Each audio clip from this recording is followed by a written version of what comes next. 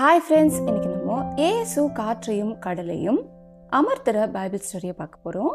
இதோட Bible reference மத்தேயு 8ஆம் அதிகாரத்திலையும், மார்க்கு 4ஆம் அதிகாரத்திலையும், லூக்கா 8ஆம் அதிகாரத்திலையும் இருக்கு.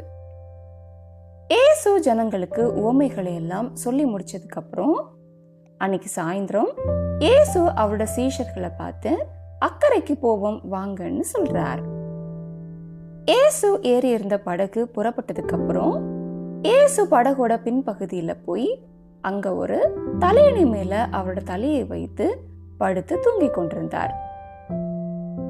அப்போ பலத்த சுழல் காற்று உண்டாகி அதனால பெரிய அலைகள் எழும்பி படகை தாக்க ஆரம்பித்தன.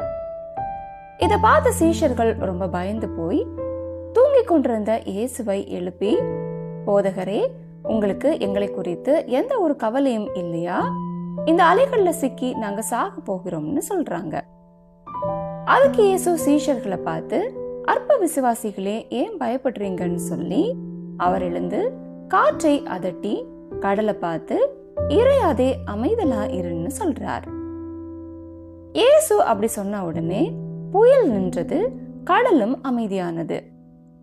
சீஷர்கள் இத பார்த்து ஆச்சரியப்பட்டு ரொம்ப பயந்து போய், இவர் யாரோ, காற்றும் கடலும் இவருக்கு கீழ்ப்படுகிறதுன்னு அவங்களுக்குள்ளாடியே பேசிக்கொண்டாங்க.